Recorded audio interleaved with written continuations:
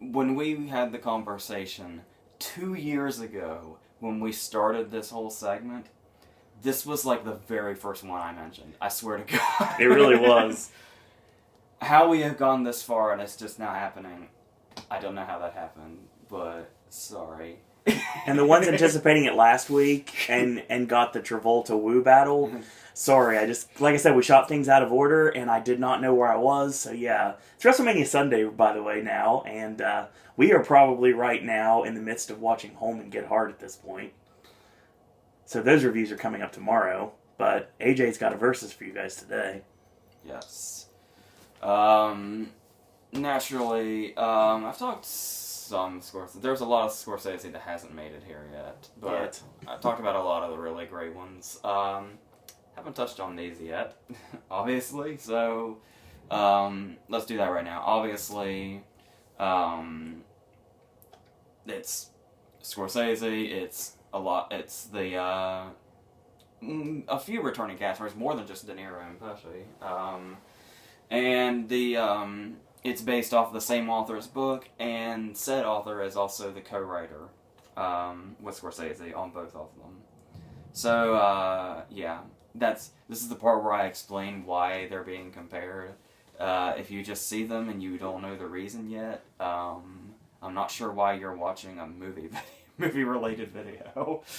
Unless it's like for like extreme education, but if so, I'm sure you come across a lot more by now before this, so I don't know why that would be the case either. So, we're like Conan O'Brien levels of modesty here. This show sucks. There is probably a versus video that already exists right now between these two. There's a lot of shit like this, so I'm sure. So, this is just my take on it. Obviously, it's probably, there's a lot of debate about what Scorsese's best movie is. A lot of people, a shitload of people will tell you that it's Goodfellas. So let's talk about Goodfellas first. Also, did well Oscar-wise, got a very nice set of nominations along with Pesci's Win, which is one of the most, like, yeah, no shit, of course that had to win. What the Academy would have to be monsters otherwise. Even though Pesci still swears up and down to this day that he didn't think he was going to win. Well, that's what happened. So, this is one of those examples, along with The Godfather, I believe, where there's a lot of comparisons to The Godfather, obviously, but they're really different movies. There's that argument about, do movies like this glorify the mob life and stuff like that. Well, what's great about Goodfellas is it kind of shows you both sides. Starting with the brilliant opening, where it's just then we get the year and we get them just driving down the road. It's Henry's driving and Jimmy's in the passenger seat and Tommy's in the back seat, and they're just driving to an undisclosed location. And then they start to hear noise, and they think maybe they have a flat tire, so they pull over, and they open the trunk, and they show us that there is an extremely bloody body in the trunk, wrapped up in a sheet that is still moving, that they apparently thought was dead. So Tommy whips out a giant butcher knife and stabs him repeatedly, and then Jimmy shoots him to death the rest of the way. And then Henry shuts the trunk and says, all my life I always wanted to be a gangster. And this is how they show us, this is how they introduce us to what this life is. And right away, right there, I would say that they're not working to totally and completely glorify it. Because they do juggle it really well.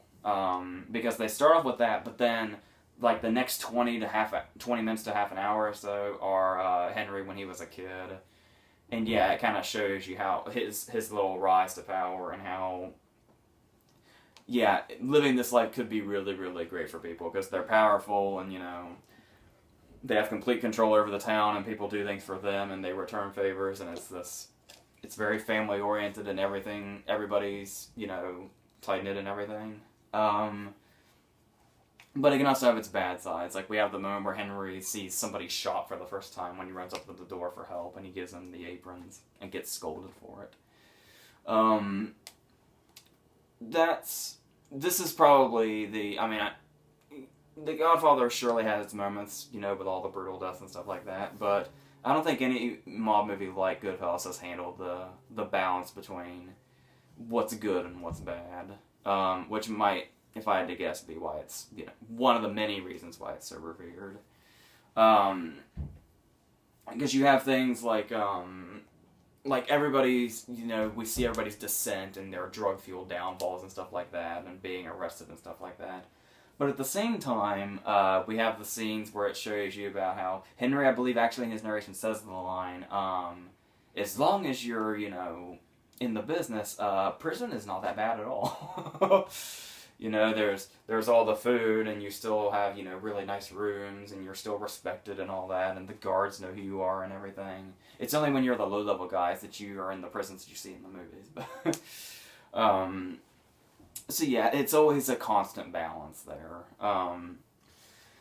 But obviously, the great thing that's really handled here, obviously, is a lot of people, to this day, are really, really pissed off that Kevin Costner won Best Director for Dances with Wolves, and Scorsese didn't for this.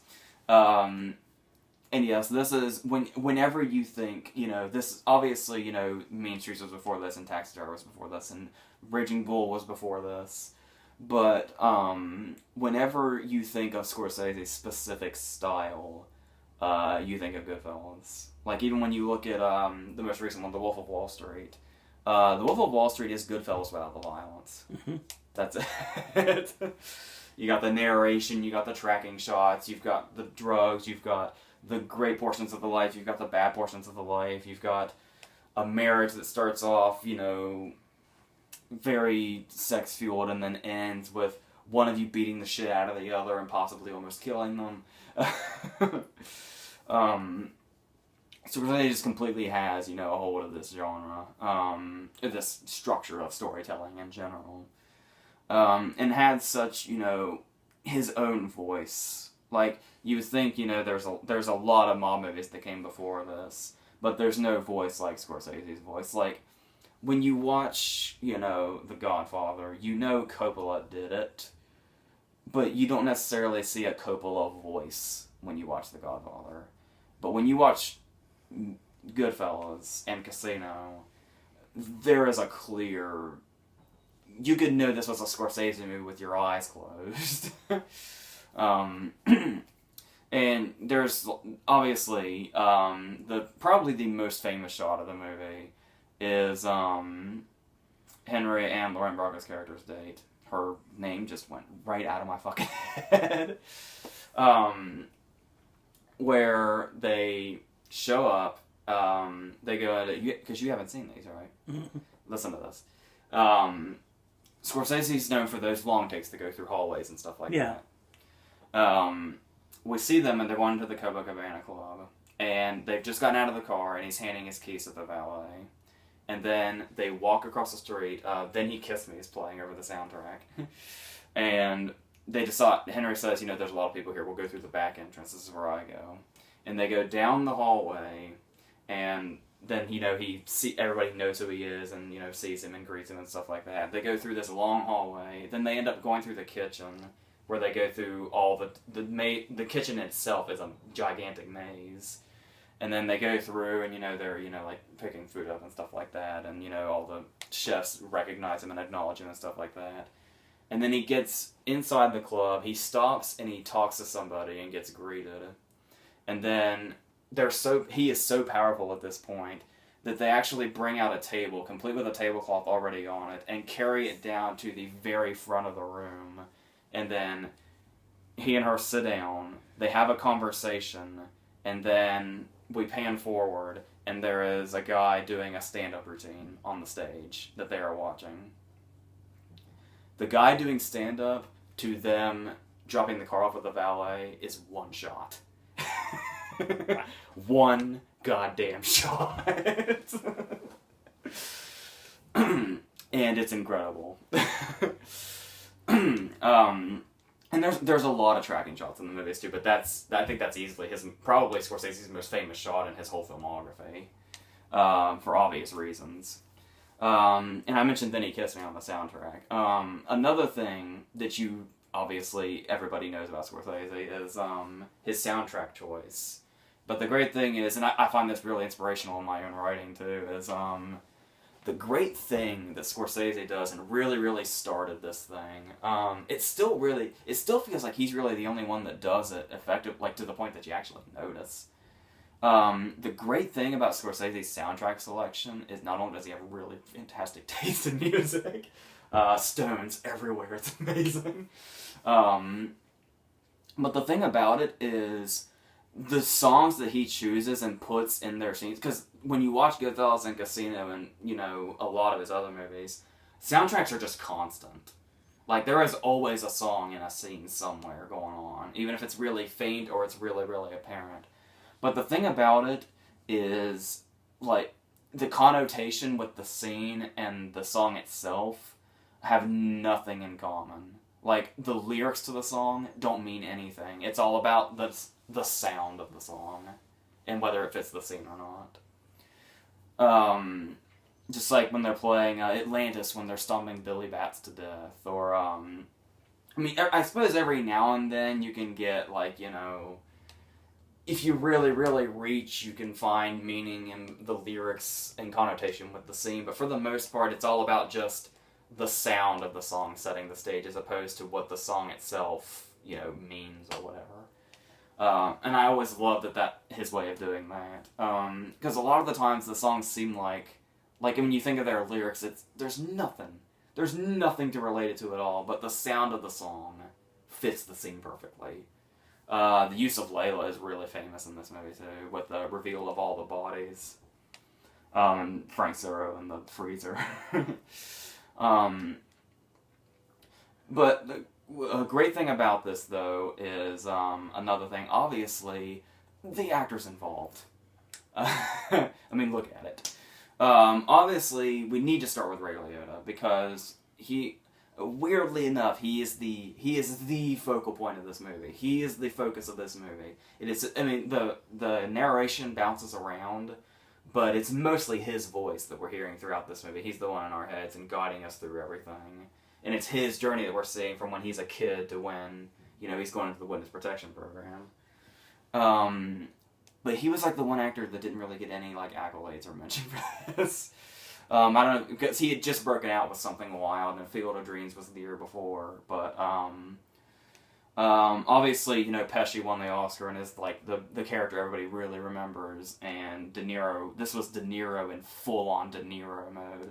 This is when De Niro was at, like, you know, his highest form of respect after the 70s, obviously. And just really owns that part. The great thing that I love about De Niro here, that I didn't notice for a long... I had to see the movie a lot before I finally gave De Niro the credit he deserved for this part. Because Jimmy is obviously the guy that's, like, you know, he's kind of the head of their group, and he's the one that's in charge of everything. And he just kind of seems to take on that part. But the thing about this movie is the way it kind of progresses and people get less and less trustworthy. And Henry brings us through the whole thing of... The life is great for a while, but at some point that time's going to come where even your best friend is setting you up to be murdered. And you don't know who it is or when it's going to happen, but at some point somebody is going to turn on you because that's just the way it has to be. And Jimmy is that guy that just turns on everybody.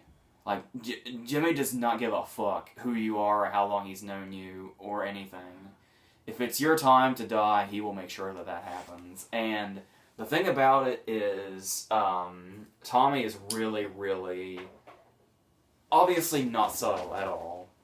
There is, because Pesci's big scene obviously is the, why am I funny scene, where, you know, he's fucking with Henry the whole time, but everybody believes that Henry is about to be shot on sight right now, just for telling Tommy that he was funny.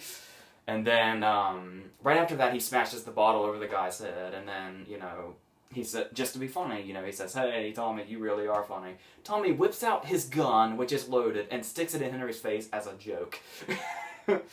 And then there's the moment where he's making fun of Spider, and he shot Spider in the foot and almost crippled him.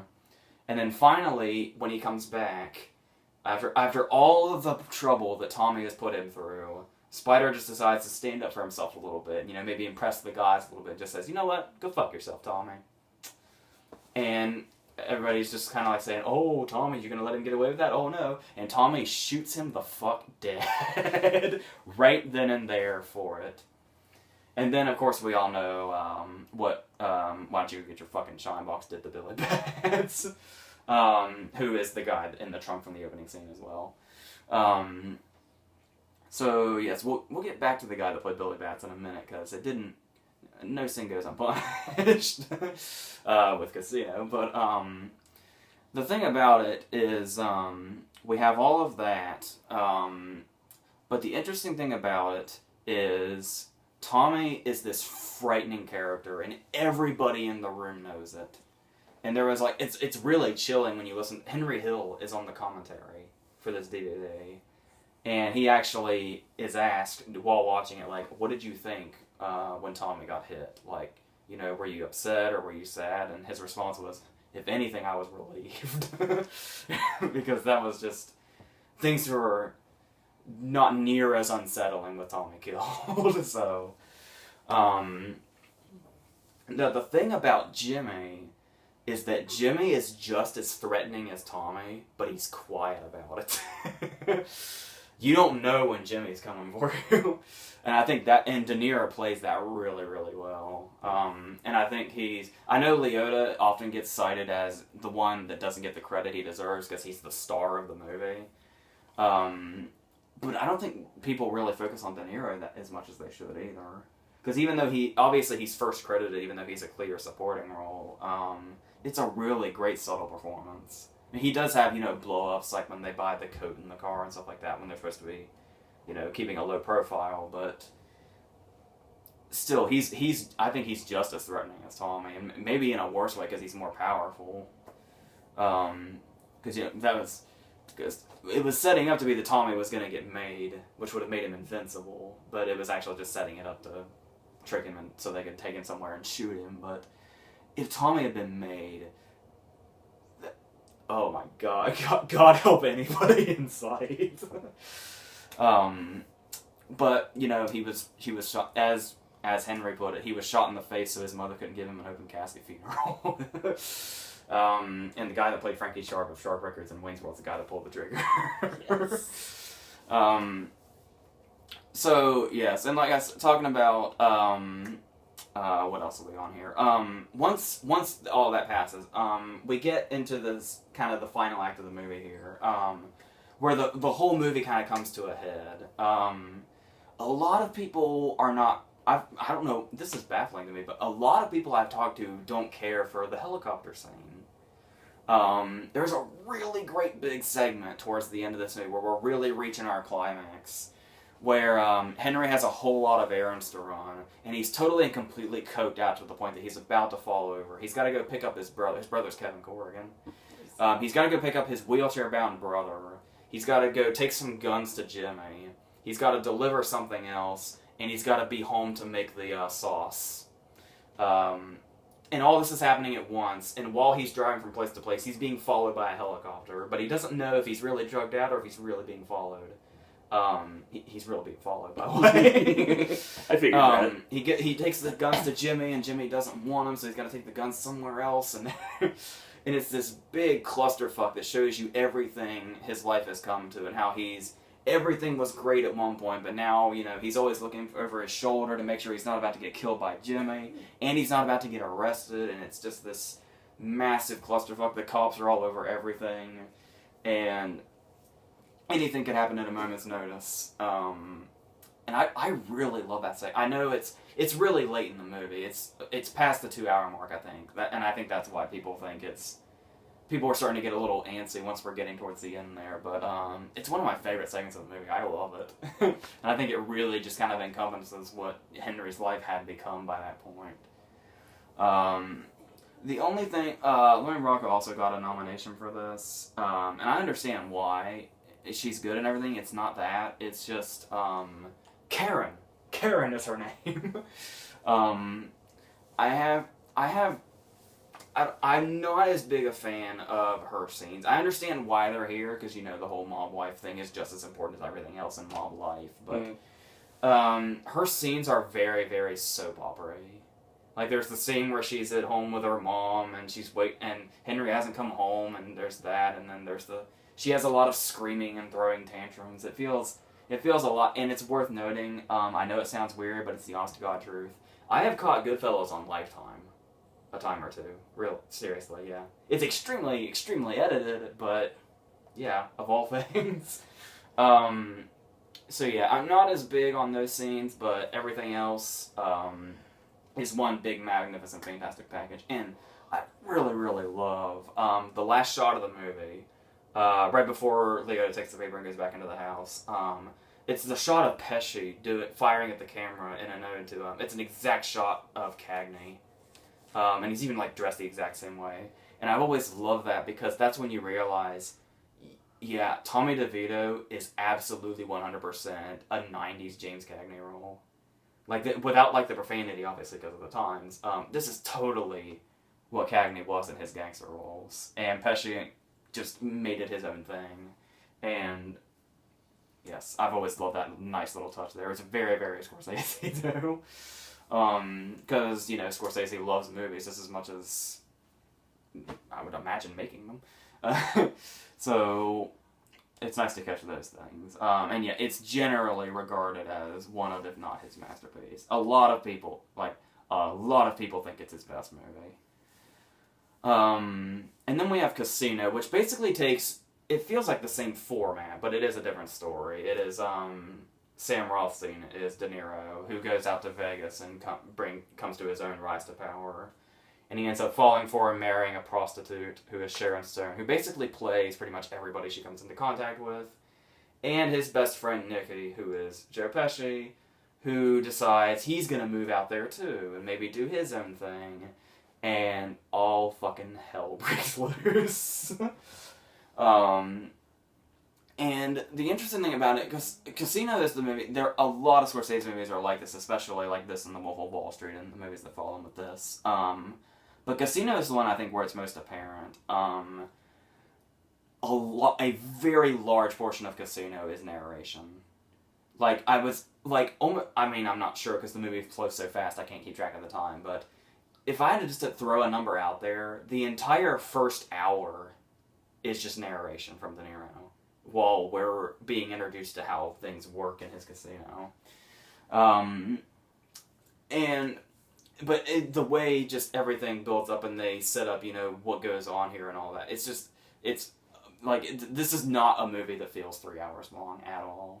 It's like I was just telling you the other day, I was watching it again, and my plan was, I'm just going to watch the first hour. It's 3 in the morning, and I'm just now starting Casino. 4 o'clock in the morning seems appropriate, so I'm just going to watch an hour of Casino and then go to sleep, and then I'll finish it tomorrow. I'll finish the last 2 hours tomorrow. Casino just grabs a hold of you. I was up till 6 in the morning. I watched it all the way through. Because you just watch it. You think the first hour's passed, and you're at the fucking end. It is a really, really, because it's just that rapid fire. But the thing about Casino is, while the story is also really here, and while the violence in Goodfellas is really, really unsettling, like the Billy Bat scene and them killing Tommy and stuff like that, Casino took it to a whole other level. Casino is notorious. Casino was officially NC-17 for its violence before they, I think it was the Vice scene they cut down a little bit, but I can't imagine how much they cut it down, because there's a lot that it cuts pretty fast, but they probably showed more. The thing about it is, this is more about Nicky's character, really. He is really the character to watch in this movie, because, much like he was in Goodfellas, because he is totally off the wall and will do it. He's basically, there was a lot of, people thought Casino was just rehashing Goodfellas, and Pesci was just rehashing the same performance. But, I would say Nicky is scarier in method, is as scary in method as Tommy is in acting on impulse. Because, like I said, the violence in this movie is totally notorious. There is, the first time Nicky's in a casino in Vegas, when he comes out here, there is a guy that is causing trouble. he's, talking shit to De Niro, and De Niro, he's very passive about it. He's like, whatever, I'm just saying. So, what Nicky does in retaliation is takes a pen and stabs him repeatedly in the throat in close-up over and over and over again, and then kicks the guy repeatedly while he's down until he's... it's not confirmed that he's dead, but I don't know how he could be alive. And then there's the big scene. Like I said, this is probably what got the NC-17. This is the part I heard they had to cut down. Have you ever heard about the head in the vice? Mm-mm. Where this is how Nicky basically gets a rise to power, where he's basically mistaken for a mob enforcer because this is how he handles stuff. But they stick ice picks in his balls, and when that doesn't work and he still doesn't give them the information they want, they just pummel the holy fuck out of him. And when he's practically on the verge of death, they bring him out and they put his head in a car vise and squeeze it. Oh God! And it doesn't break his head in half immediately. They slit his throat before he finally dies from head trauma, but they squeeze his head enough to where one of his eyes explodes out of his head. And there's a really... we see it, but it happens really, really fast. And I think that's where the cut happened, where that's how close this movie was to NC-17 for its violence. And it just... And yeah, there's that, and... But the thing about it is... That's the thing about it, is it doesn't feel rehashed from Goodfellas. It just feels like it took everything and significantly increased it. The profanity is at an all-time high. The violence is at an all-time high brutality. Everything is really, really sped up. Like it's a half an hour longer than Goodfellas, but it feels faster. It just moves so fast from one thing to the other and just keeps going. A lot of people complained that it was like tedious and like really long and overly stylized, but I think it really, really works, especially with the material. And just those tiny little moments where we kind of see how characters deal with things. Like the moment where they're eating blueberry muffins, and the one guy has like a whole load of them in the middle, and De Niro has like a few in his. So he goes through and actually gets face to face with the chef and says, "I want you to have the exact same number of blueberries in every single muffin." And the guy just says, "That'll take forever." It's like, "I don't give a fuck how long it takes. The same amount of blueberries in every single muffin." And he leaves it at that. And then there's the moment where we see how Nicky is with his wife and how quickly he can turn back into Tommy, more or less. Where she has basically smuggled diamonds in through her hairdo, and she's shaking them out, and he's really, really happy about it. But then there's a few missing and she can't find them. And I guess thinking she was trying to hide them, they eventually fall out, and he says, "Oh yeah, there they are, you were hiding them." And he slaps her across the face, but then immediately, like, starts loving on her and kissing her, saying, "This is fantastic, we have diamonds." And then we see him, like, with his, Nicky's this insane character that squeezes people's heads until they die, yet we see him, like, at, like, a Little League game with his son, and the head coach is, like, a really well-respected cop, but they're being real friendly because their kids are on the same team. We see he makes him 2 pancakes every morning, and it just kind of shows you all that. And then we have, he's not in it very much, but he makes an impact. James Woods is Sharon Stone's pimp, who keeps coming in and out of her life. The only problem I have with this character is he's left pretty open-ended. Because we see him, and we see, she's giving him money. But then, Rothstein finds out about it and has him beaten and basically left there. And then he eventually re-emerges and tries to take her and the daughter again, as she's getting, more drug-fueled and out of it. And after all this, nothing becomes of his character. There was an early draft of the script where Nicky took him out in the desert and shot him for Rothstein. But as far as the movie itself goes, they just leave that totally open. We just never see him again after she leaves him. So I thought that was a little weird, but, it's already a 3-hour movie, I suppose you can't blame it too much. And they brought in, like, veteran people, from, like, the Las Vegas thing. One of the enforcers of the hotel is Don Rickles. We have, a business guy that is Kevin Pollak who gets involved in it. Alan King has a really crucial role, who was also involved in that. And it's another one of those, the song selection isn't as great. Devo's version of Satisfaction's in here, which is just kind of fucking stupid, but, and a different version of Gimme Shelter, I guess, to shake things up. But the soundtrack still works. Harry Nilsson's Without You plays during a scene where Sharon Stone and James Woods are having a big fight, which works fantastically in the scene, but it's a really weird song lyric-wise to put in there, but once again, what we were talking about with Goodfellas, the sound of the song makes the scene work, and that's what happens. Now I was talking about No Sin Goes Unpunished with Billy Batts, and how Tommy beat, stabbed, and shot him to death. So, the guy that plays Billy Batts is also in Casino, and the shoe's on the other foot. It's worth noting right now that I've seen a lot of movies, I've seen a lot of gory movies, and there's not a whole lot of movies anymore that I have to turn away from, unless there's vomit for some reason. I'm just weird like that.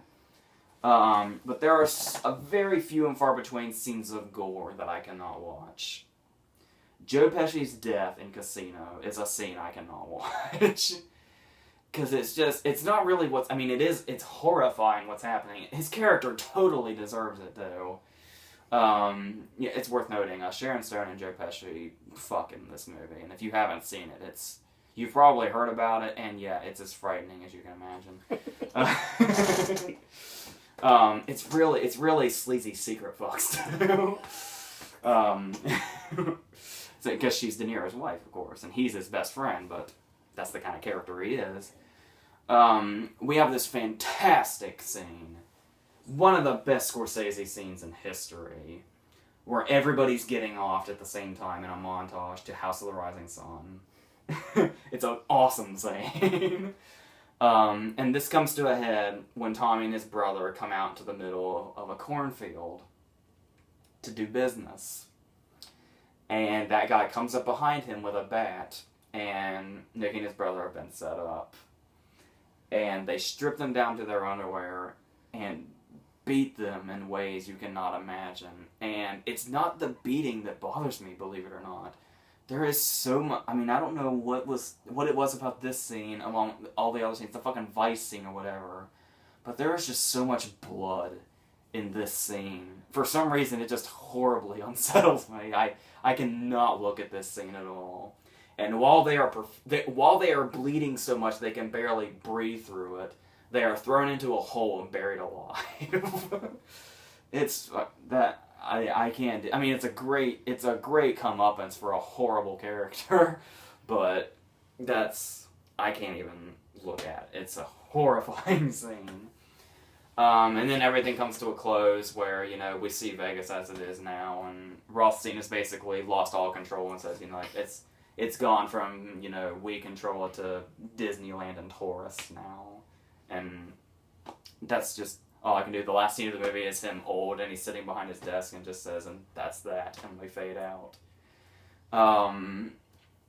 And it's really, really fantastic. And I think it doesn't, because it's always getting compared to Goodfellas, it doesn't quite get the love that it gets a lot of love. People do love Casino, but there's a lot of people that don't like it too, more so than I'm comfortable with. And, Goodfellas is considered, like one of his ultimate. Maybe it really depends on the Scorsese's just that kind of director. It depends on who you're talking to as far as what his masterpiece is. But it's pretty widely considered that it's this, and for good reason. It just has everything going for it, everything I talked about, and I'd say it's pretty close. I would say almost without argument it's his most beloved movie, but there are some things in there depending on the person, but it's definitely, that's why it's seen the way it is. But if you want me to do these videos, that probably means you want me to be honest. If you really want me to be honest, people, I'll be honest with you. I prefer Casino. I love Goodfellas so much. It absolutely is a masterpiece. There's no denying that whatsoever. But I prefer Casino, honestly. I just how, fast it is and how involving it is and how you just get pulled in and it's like a drug. You don't, for an entire 3 hours, you just don't let go of it at all. And they're throwing a whole bunch of stuff at you, but all of it just fits together in this really awesome story of all these really, really sleazy fucking people that are just the most horrible human beings on the face of the earth. But I love it. And when I choose between these two, which one I watch, I usually pick Casino first. So, but that's not to discredit anything from Goodfellas at all. Don't get that idea. It's just my personal opinion. I choose Goodfellas over it, or I choose Casino over Goodfellas. So, that's just me though. All right. Oh, I didn't mention Sharon Stone got an Oscar nomination as well. Which I guess it was like unheard of back then that when she went into like full on serious mode, because she was either in like small parts in comedies or trashy stuff like Basic Instinct, where it's like thrillers that people don't really take seriously. This was like her big, like really I can actually act role. I'm pretty sure we're actually doing that sometime down the road. I think we talked about doing that. Depends on which one we choose. Yeah. So yeah, that's what this is. Finally, after 2 years. Yeah, and next week, to not incriminate myself, I'm just going to say your cryptic comment is fairy tale. So I think, yeah, it is that one. Yes, it is. It's a short one, though. It's not that bad. Fine. So, that being said, the next time that we're doing this, we're going to be in the month of April, which means we are 1 month away from the Popiversary. So, yeah, it's 3 years as a channel. It's amazing, isn't it? I can't do math, so if I'm wrong, I'm wrong. Might be 2 years as a channel. It's 2. Yes. For me, it's 2. For you, it's like 2.5. Yeah, it's almost 3 years for the channel in general because we started in November. I don't know anymore. So, that being said, thank you guys and girls out there for watching. We'll be back to normalcy this week because AJ's not going anywhere. I'm not going anywhere till September, so no worries with that. Tomorrow, the brand new AJ's movie reviews will be hitting up Get Hard and Home. I don't know if there'll be anything else on that. Probably not, but that's what we're guessing. The only way that we'll get something else if we get anything else theatrically out of nowhere, and I don't think that's happening. So that being said, thank you guys and girls out there for watching. And AJ, any parting words? That's that.